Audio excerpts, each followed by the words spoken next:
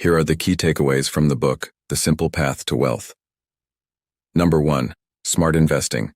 The book suggests that you invest your money in simple funds that follow the overall stock market. This helps you save money on fees and reduces the risks of trying to beat the market. Number 2. Save and spend wisely. It's a good idea to save a chunk of your money. Try not to waste money on things you don't really need. The more you save, the faster you can become financially secure. Number 3. Avoid bad debt. Don't borrow money for things that lose value quickly, like credit card debt. Also, be careful with loans that have really high interest rates. These can stop you from building wealth.